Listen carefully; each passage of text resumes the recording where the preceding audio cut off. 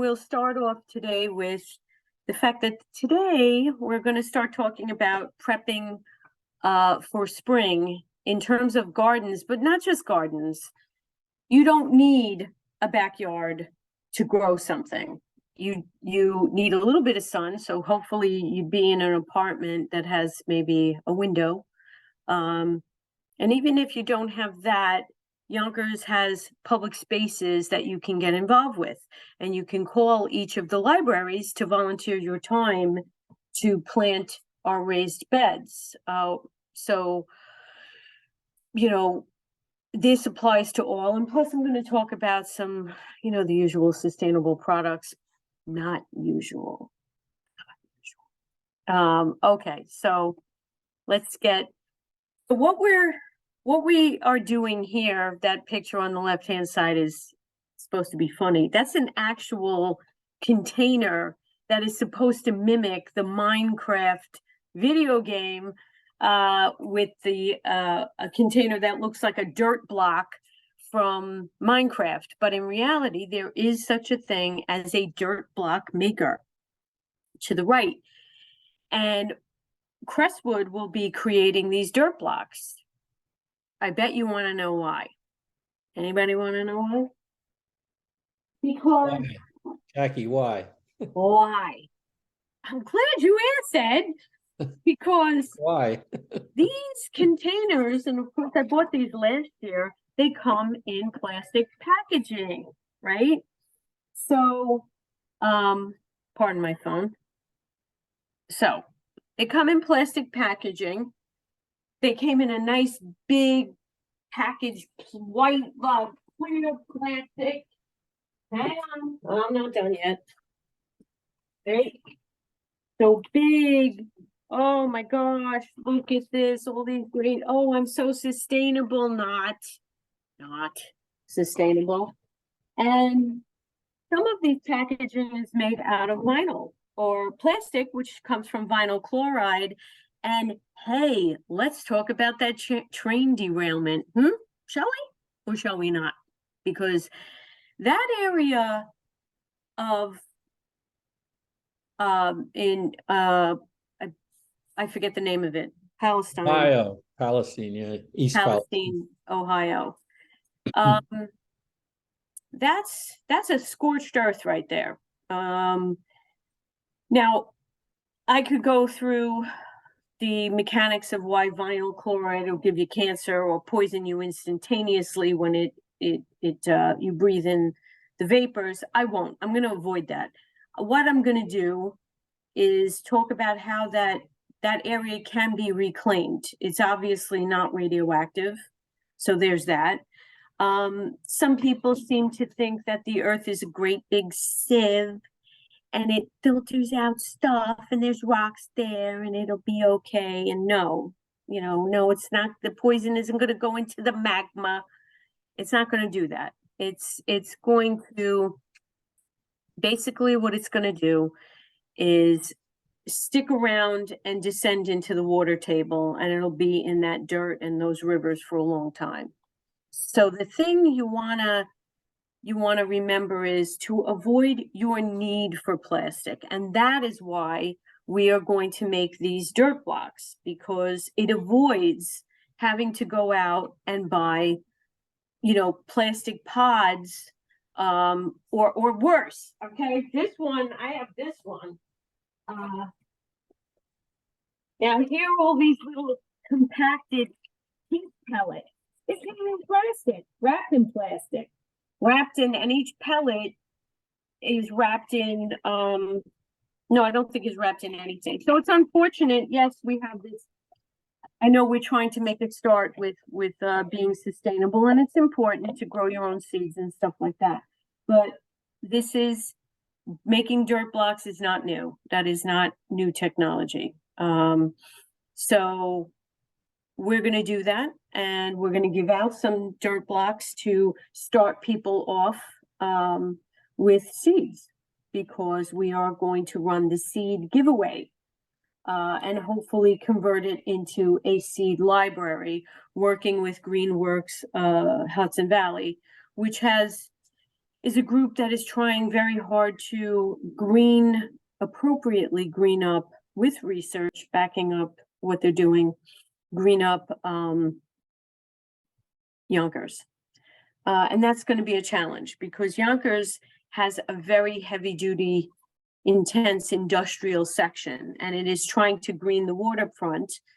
And that's going to take years to really make sure that heavy metals and petroleum chemicals are out of the soils over there. And it's difficult when you pave streets with asphalt, which contains petroleum chemicals in it. So we have challenges, but we can meet them because up here, we're the section, I would say we're the lungs of Yonkers, great downtown Yonkers.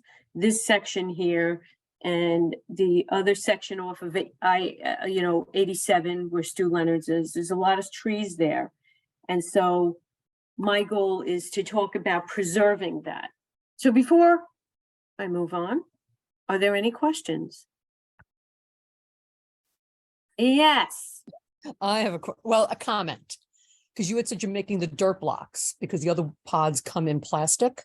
Yes. Some do not come in plastic. They come, I'm going to say it's more like the dirt pod that you can actually buy because we have a couple of them by us. So you can weed through because you're not going to be able to give out blocks to everybody. So if they And not everybody's going to want them. They're not, right, exactly. But I know some garden centers do have the non-plastic ones. And right, then but what do they package those in? they're not packaged in anything. Fantastic. You just go and you pick them up. That's why I'm just like, you have to be careful because, put something down in your car, like a tray or something, so yes. but yes, you can get them like that because then you just put the whole thing in the ground. Which is why this is handy. If you happen to have an old one of these, Right. you can also save your, when you order food out to come in, save those plastic containers. Mm-hmm. Or if you have big tubs, Tupperware, right? Yeah, Put it in those. anything like that. Right. And then the other thing was you had said about going to the library to help in your garden if you don't have your own garden. The other thing to do too, by us, we do this, our community center has a garden and our schools have gardens. Ooh. And they're always asking for volunteers because the kids grow all their vegetables and on Fridays they harvest, cut it up, and that's what goes on their pizza at lunchtime. And they make salad. That actually didn't come up in that meeting that we had. And now you're going to remember that for me. Oh, okay. We'll talk later. Yes. See, now Joan has brought up yet more space in Yonkers where we can put raised beds and really start to help people who are vulnerable to food scarcity. And this is I think the goal, and it's not me, we're all thinking this, everyone in the library, and the mayor's office, and I know the legislators are really talking about this, because we do have vulnerable communities in Yonkers, especially downtown, which is where we have a concentration of population, but also here, because the other thing I would like to do with our garden, well, not like, I am going to do, let me put that in the positive, we're going to grow potatoes. They're easy to grow because you can elevate them in a potato cage.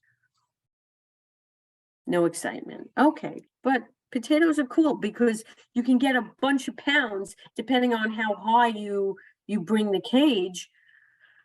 Wow, you can really get a lot of potatoes. 6, 7, 10, 12, 14, 15, 20, 45 pounds of potatoes. Okay, so you can get a lot of potatoes. And Z's very excited by this because Z's thinking potato chips. But we're going to bag them up for people. What? Yes, potato cage. Well, I like that one, but that one is kind of, you have to construct that. I just want to get the wire cages and We'll make a door.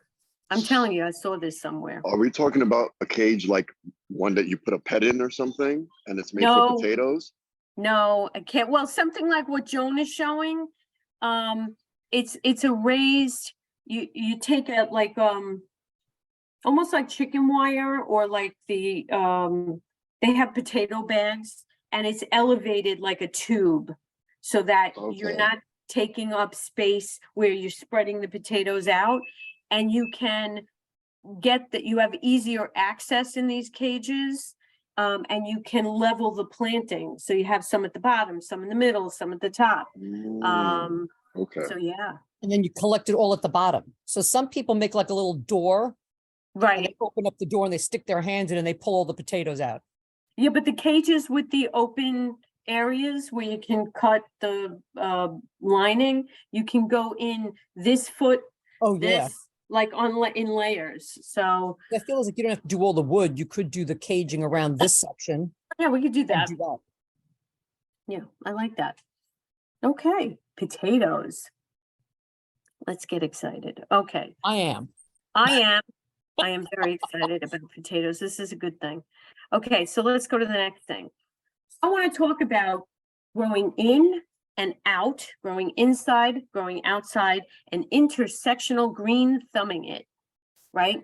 So myth, growing food is only for people with a big backyard, money, and time to burn. Not true.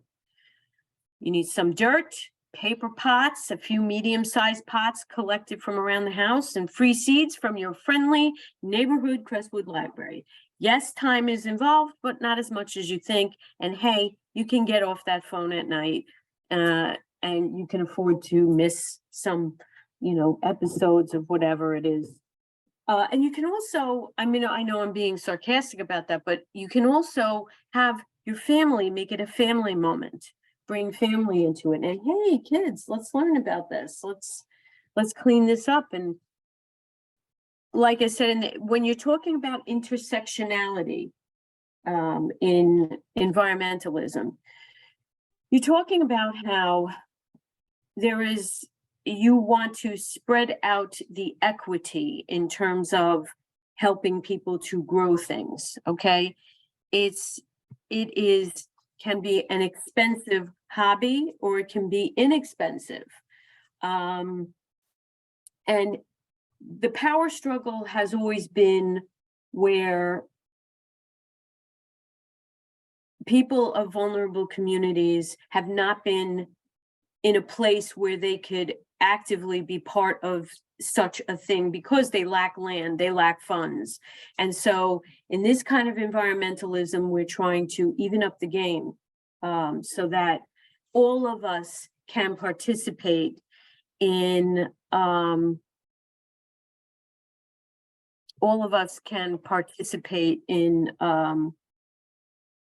intersectional environmentalism. We're not pushing communities to live in more polluted areas. What we're going to do is we're going to clean up that area and not gentrify it so that we can push them out and move in people who will then drive prices up. You want to make their areas, you want to clean that up so that they can enjoy on an equitable basis what people in this area are enjoying with their backyards. Any questions? Okay, let's move on. Green spaces, raised beds in the backyard, containers outside, small to medium pots inside, and non-soil. When I speak about green spaces, we have to talk about location, where we're going to plant our seeds. The best thing to do is start them inside first. And this is the week.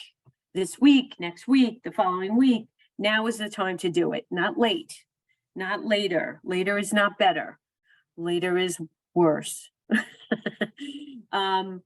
And so what is non-soil? Because soil is something different from what I'm going to give you in terms of what you want to do. Non-soil, yay!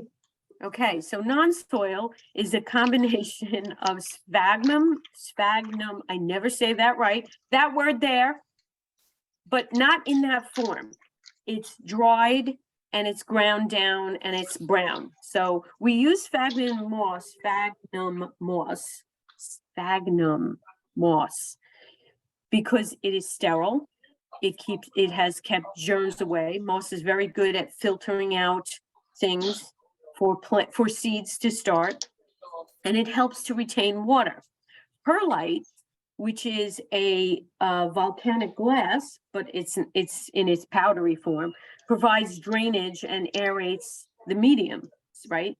I always thought that was plastic when I was like, what is this stuff? It's not. And you can get all of this in organic form. Obviously, the perlite. And then vermiculite, because it absorbs water better, and it helps with when you re-wet it.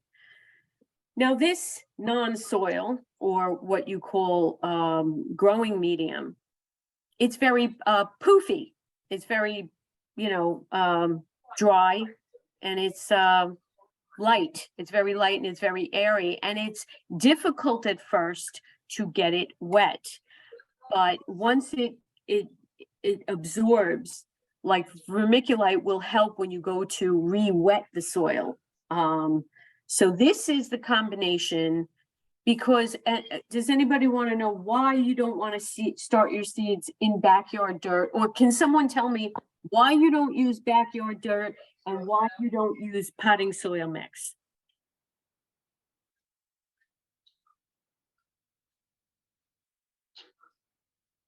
Nobody? Contamination, What? contamination, the Contamination outside soil. from the outside soil. And potting soil mix, like when you use that good black brown dirt, has too many nutrients in it, and it can degrade the seed. The seed needs to start in this light mix. It makes the most sense.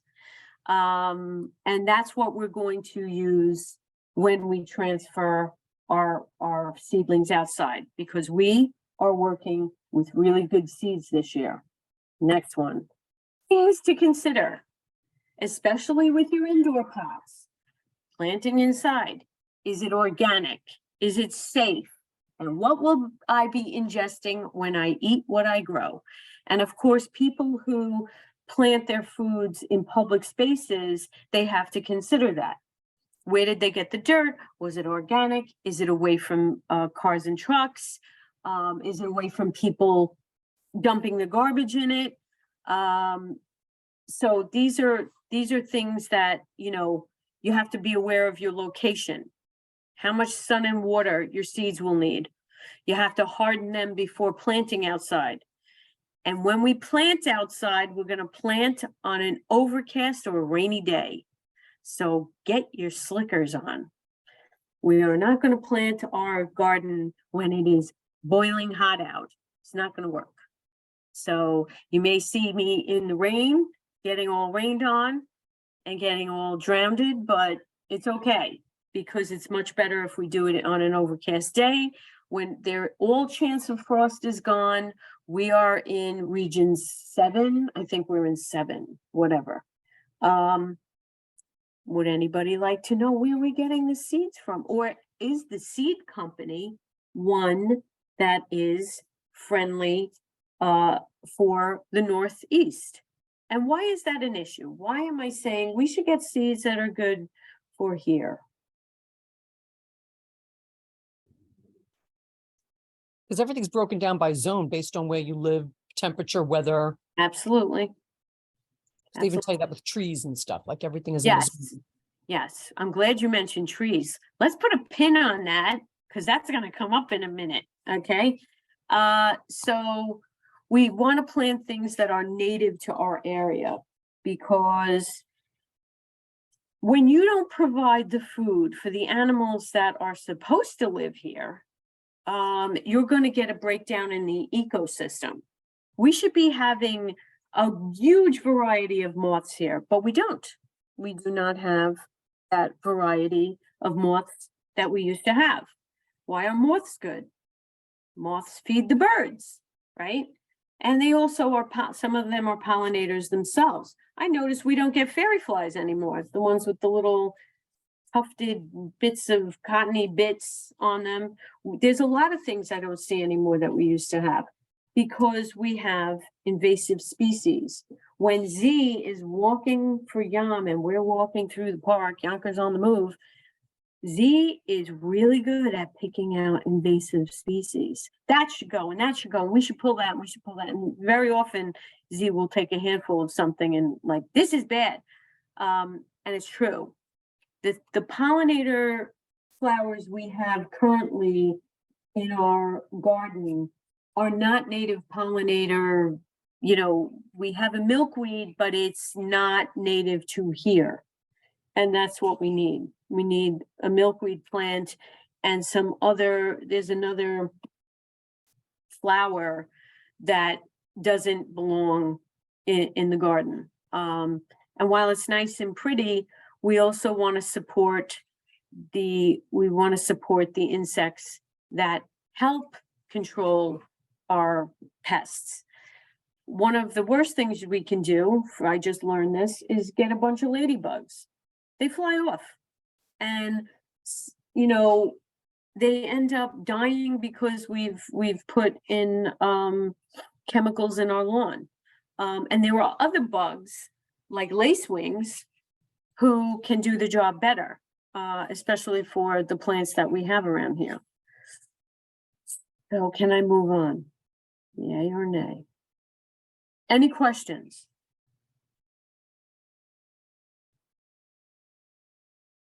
Because each of you like go live in different zones at times. Some of you are snowbirds, some of you, so you have to remember what's good in Florida is not good for us up here. Okay. Let's talk household products. I don't know why I went to that, but I might as well. Okay. We're coming to the end. So I want to talk about these companies really quickly because these are some of the lawsuits that are pending. Some are dismissed. But I want you to think about what you're buying, right? So Naked Juice is owned by Pepsi. Pepsi is a palm oil abuser. They deforest, even though they say, no, we're working on it. That's just greenwashing.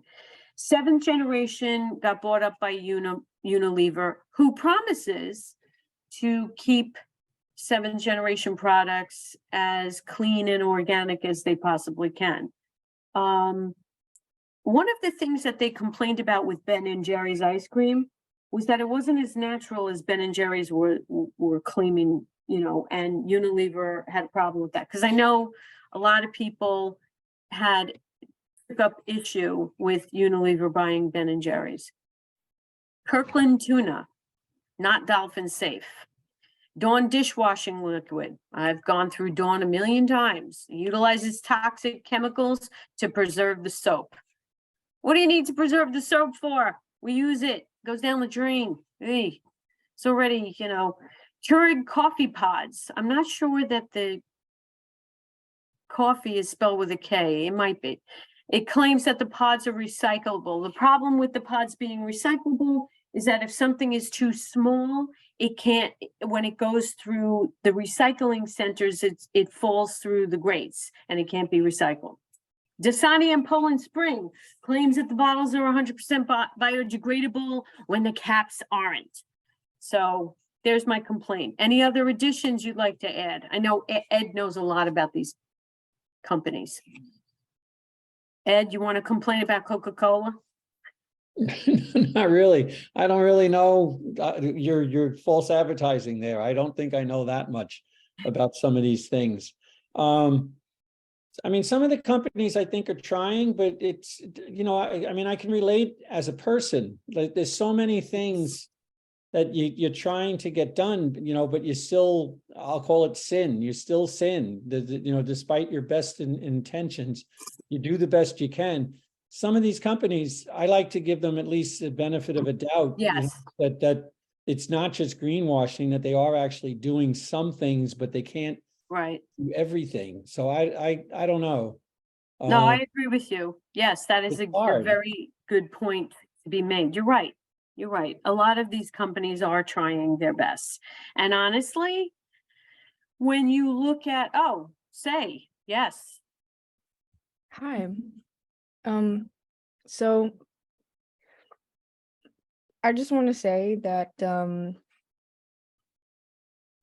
I have severe pessimism about large corporations trying to be ecologically friendly and sustainable, because under our economic system, the one sole goal is profit. And it doesn't matter what stands in the way of that. That's always going to be their motive, is to show their investors that they made more money this year than they did last year. absolutely. So But So Let me young and ask- so cynical, my goodness. I know, but it's like this is good though. This There's is no good No, it discussion. is good, It's but good. it is It's so good. It's terrible okay. in some ways. No, I it's, don't mean to be a downer. no, it's not a say downer no, I for agree me. with you. No, And I think that's right. I think you have to come at companies with a skeptical viewpoint. But I think sometimes also, if every time, like take this Poland Springs, if they actually did get the bottles to be biodegradable, I don't think I'm going to hang them because the caps aren't. Right. Hopefully they're still working on that. right. And You these know? are pending lawsuits. These are still pending. Many of them get dismissed. There's a bunch of them that have been dismissed. I believe the Dasani one was dismissed. For that very reason. Water anyway. Right. Well, the other thing is, yeah, it's in a bottle and we can use our own, bottles. But remember, and I hate to bring this up, but yes, we all make the mistake. I don't like to say sin, but yeah, we're still, look at your art supplies. Yeah. Look at your tubes, okay?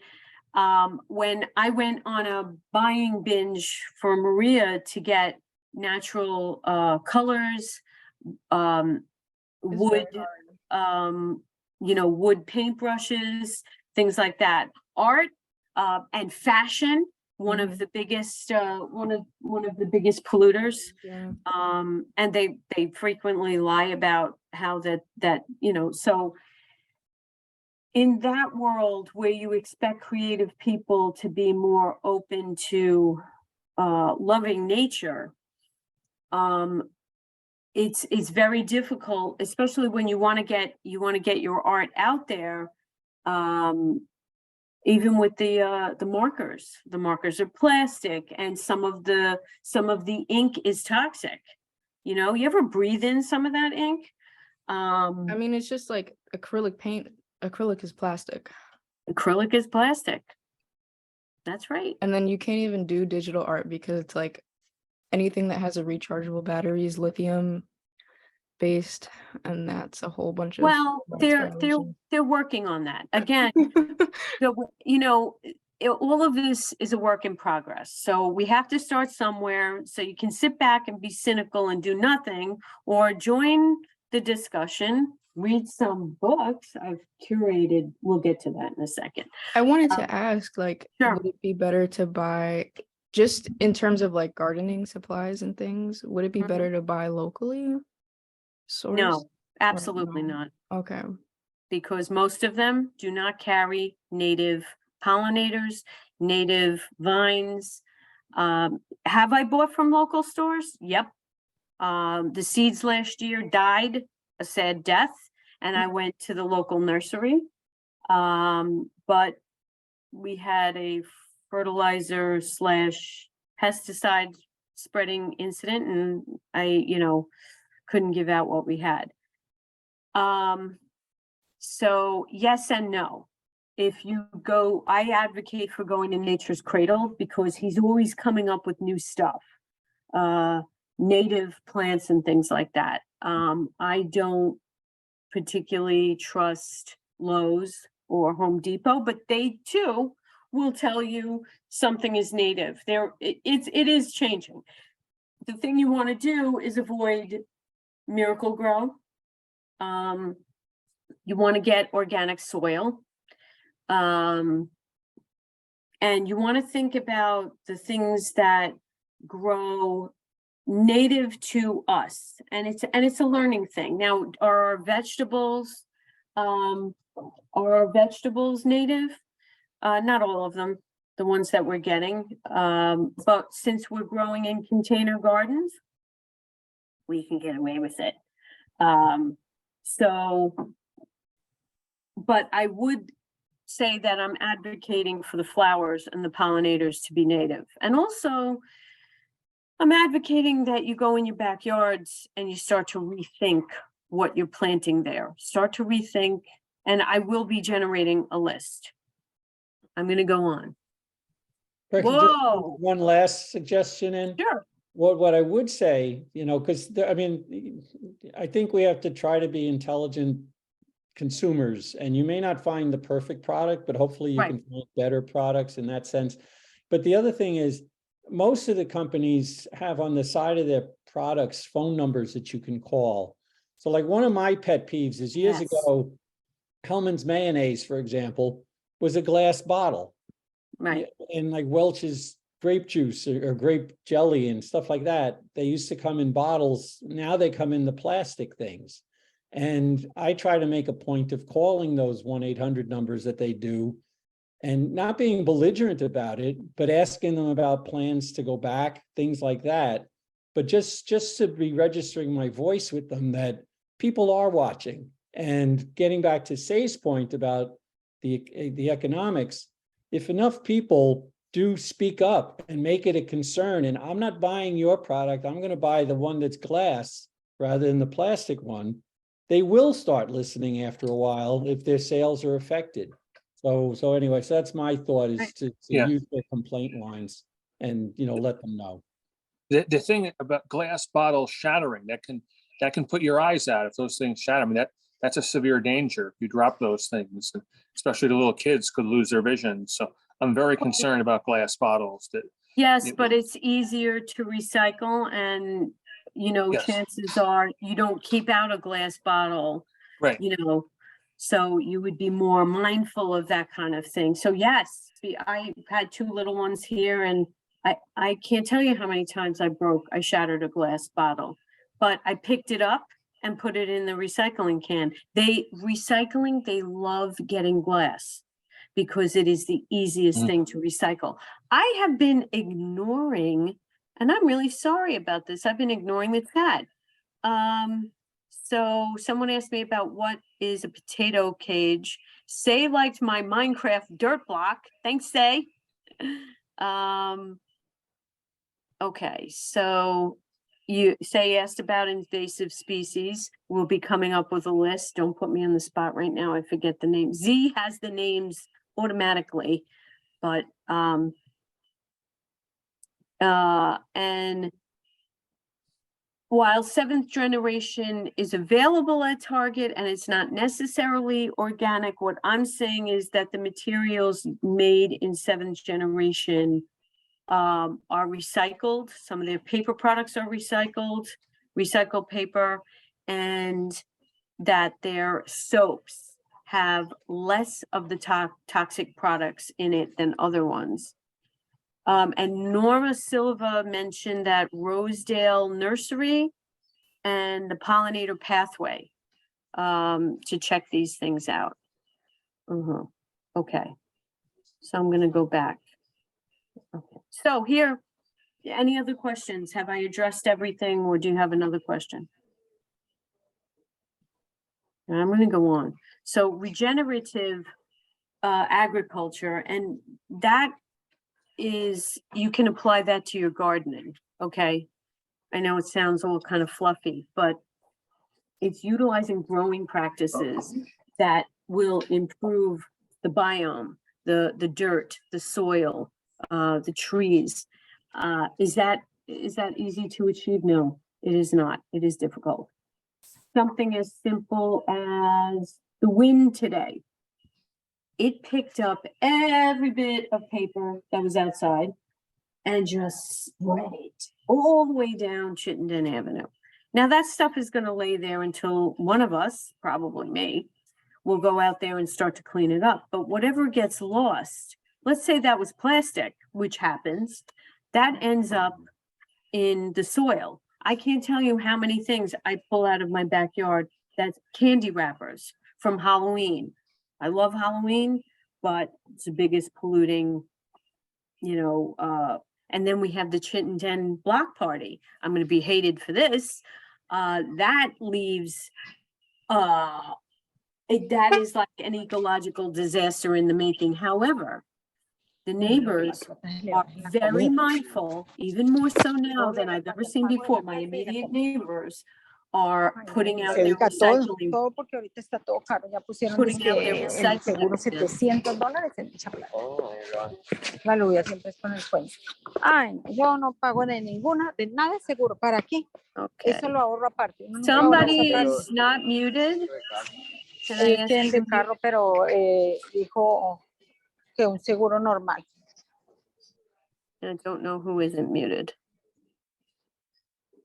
Okay. So, thank you. Oh, Julie's here. Hi, Julie. So I'll go on. So of course I have this nice little thing going on here, increasing the biodiversity, attracting the good bugs and getting rid of the bad bugs. Easier said than done. Rotating your crops, not growing the same thing. We learned that in grade school. That, thank you, Z. That we don't plant the same thing in the same place. Basic, okay? When you have a little container garden, I would suggest that I have pots outside on my deck. I don't put the same plants in the same pot. And in fact, frequently, because the herb that I grew in the pot took over the pot, I basically pull out the whole thing and I end up composting it, and we can talk about composting, and I put new dirt in. If you keep up with the herb and you get it out early enough, you can save some of the soil. Certain seedlings will not take to being planted in the same dirt as others. Certain herbs don't like each other. I know that sounds funny, but I will get the research on this. I understand that basil and mint are from the same family, but thyme doesn't really like to be planted next to mint. It gets very persnickety. Probably something to do with the oils, if it's too close. That's why getting that clump of herbs, when your nurseries sell the herbs and they're all together, it looks so pretty. I'm going to give it for Mother's Day, yay. Rosemary just about kills everything in that, basil will grow anywhere. Basil will, if you plant a little dirt on your head, all you have to do with basil is shake out the seeds and let them fall in the same spot where it's growing, and it will just take over and over. Mint, I would not plant in a garden unless you plan on having it taken over. But anyway, I'll go on. We want to minimize our chemical inputs. You don't want to put in pesticides. There are natural pesticides out there that can be taken care of. Okay, so I'm going to go on. I am going to go on. Where is my? Look at that. Did I skip something? Get rid of your lawn. Let me go back. This is an answer to your local, what to do with your backyard, right? This is a good picture of what you want your backyard, or it's sort of an ideal. The hay is there as a walkway, which I've done myself near my bed. We're going to be doing that at the Crestwood Library. We're going to pull up the grass. And you don't always have to deadhead, right? So on the left-hand side of this, you have marigolds, and the person is letting them dry out. I think they're marigolds. And what you want to do is you want to give your you want to give your garden a chance to heal. You want to give your garden nutrients as it goes on. What I've done in my garden is and that was my next thing, get rid of your lawn. Now, I know that sounds like a silly ideal, but if you can get rid of as much of your lawn as possible, you will not need to give it nitrogen, which is not a good idea. It's not a good thing for the earth because you're not letting it gather its own nitrogen. You're not going to have to constantly put weeder down and chemicals to take care of the lawn. Now, if you want to keep a lawn, there are organic ways of providing for the lawn, giving it nutrients and putting in things like milky spores that help to take care of, what are those slug things called? Those white, God, I just hate lawns, so I can't even think of, when you have those little things that Grubs? shoot. What? Grubs? Grubs, There you go. yeah. And has anybody noticed those wasps, those hornets that dig into your dirt, right? Oh, those things are atrocious. They don't really bite you, but what they will do is if you're walking past them, they will ram your leg. I've gotten rammed a couple of times by those guys. They're a little aggressive. They love to just dig. I think they're called mud wasps. They can be dealt with too. That sounds like I'm in the mob. We can deal with them. We know where you live. Makes me sound like a thug. Okay. So Norma has also said, excuse me, I'm on. So Norma Silva has said, also beware of which plants need which nutrients. Certain plants pull nitrogen. Oh, I love this. And others provide nitrogen. Do we know which ones provide nitrogen? Anybody? Legumes, doesn't it? Legumes, yes. Beans, peas provide nitrogen. It's very good. Those are all very, very good things. And you can easily grow beans and legumes, peas and things like that. So it's not, I'm going to stop those there. I'm sick of looking at this squirrel. He's annoying me. Bye, Mr. Squirrel. I love squirrels though.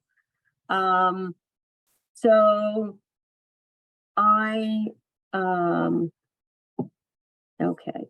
So what I would like to then talk about, so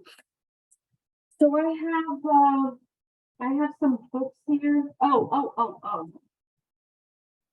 So if you feel the need to go out and buy a growing product, you can do a seed starter mix and just make sure it's got the things in it that it's got peat moss and the 3 ingredients that I suggested. Peat moss, vermiculite, and perlite, which that bag does. So for those of you who it's easier to just go out and buy that,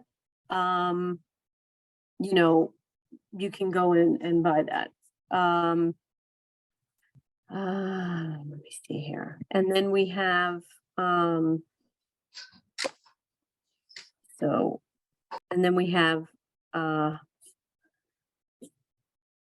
okay. So we'll be making those paper pots, right? Instead of the, peat pots for people who want to start that way, because it's less expensive than getting a pot. You can use a newspaper. Well, look at this. The New York Times book review. Ooh, does double service, right? You can use it to pick your next your book about environmentalism and use it as a peat pot. And you can put it in the ground. Okay.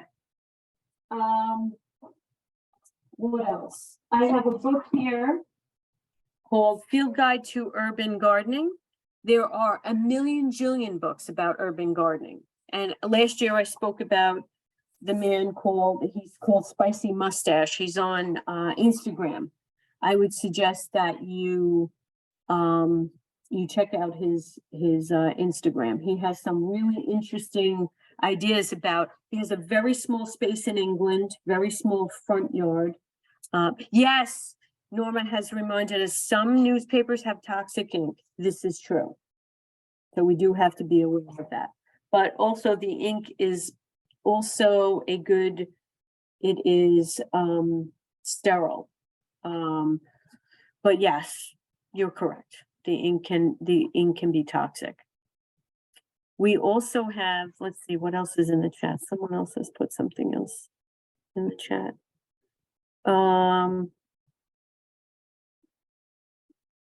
Yeah, okay, so let's move on. So I have a few books. I believe we have raised bed gardening at the library. Please come to the library. We are there as a resource for you. Come and take our books out. That's what they're there for, okay? I don't know that we have From What Is to What If. It's a creative way of imagining the future that we have. Let me admit, Marianne. And Arbor Day is coming up. So we have to discuss, we will be discussing planting some trees. Because I had Joan put a pin in on trees. Why do you think I did that? What time is it? Ooh, we have like 9 minutes. So we are going to get hotter and drier, which means that some of the plants that we like to have, like corn or whatever, it will be difficult to grow. The thing we'd like to avoid here in New York, so much so, is we'd like to avoid any local forest fires, right? We want to avoid that. One of the best ways to avoid that is to plant native species in the form of trees. And one of the trees that I advocated for at the beginning of this year was the white pine. And for several reasons. It doesn't burn easily. Well, yeah, that's it. It doesn't burn easily. And it's native here to New York. I don't have anything else to add to that. It just doesn't burn as easily. And we should be planting that around where we live. We should be planting it all over Westchester because it is a native species. Wow. Joan is a very funny person. So, yes, so that's one of them. The other one is not the ash tree or the aspen, begins with an A. Okay. There is another tree that communicates, that makes a connection and becomes a very large organism. There's one in Colorado. With I believe those are aspen trees. You can look it up. And those trees communicate. And the thing you don't want to do is to break up that kind of organism. And you want to create that kind of thing that we have here in New York. Okay, any questions about that? Anything you want to say? Because there are a list of trees through New York State that we can get for free, right? And get them planted here. You can plant them in your backyard, or you can get the city of Yonkers to do it. And hopefully that Hudson Valley group that that has hopped on to our sustainability groups will be helping with that. Because we do have trees we need to replace, and we have to be aware of trees that grow too fast, too long, or spindly. Bradford pear, not a good tree to have in this area. It falls down a lot, especially in storms, and it can get pretty big. Not a good tree to plant. And believe it or not, the sycamores we have are a great tree if you keep up with making sure that their branches that grow horizontal to the ground are not dead. So what else do I want to say? Nice book, E-Earth. Trying to build a better world in a rough planet, how to make it easier for ourselves. And Ed asked me what's the name of that? How to Read Water? Was that the one you were asking me about? Yeah, that's the one. I love this book. It's such a sciencey STEM. It's like reading the codes in the rivers and oceans. It's so, I don't know. I love this book. I love this book. And I think we have it in the library. Yeah. I think when I got it, it had to come from another one, I thought, but that was a few months ago. Right. Also anything by Peter Wohlleben, The Hidden Life of Trees. He's got 1 million of them with this title. He's a naturalist, fabulous writer. And we have a few of his. And The Rise of the American Conservation Movement.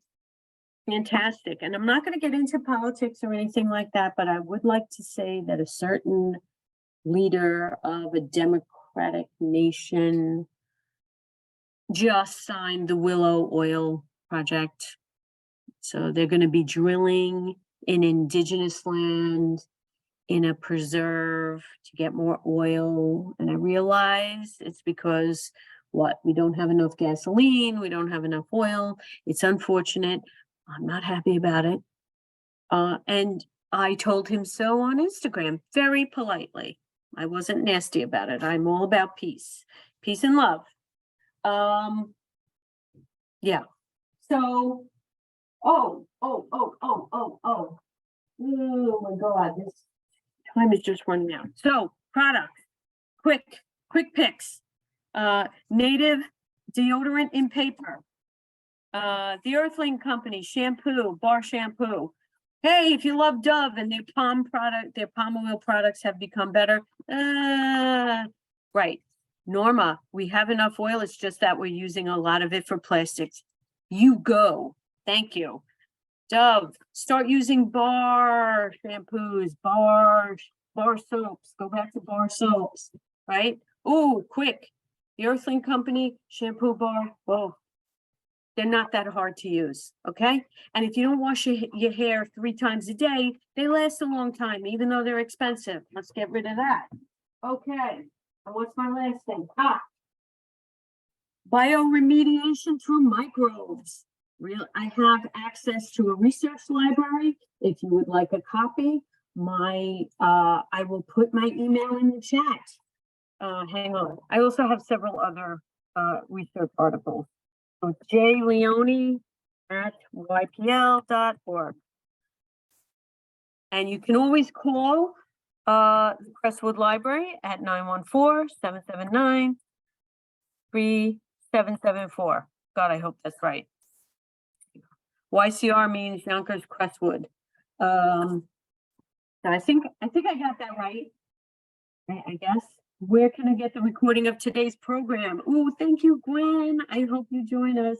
Thanks, Z. Z gave me a thumbs up because I got that right. She's always having to support me because I'm all thumbs. Gwen, we have a YouTube channel. You go to the YPL, Yonkers Public Library YouTube channel, and you go to the new Sustainable You.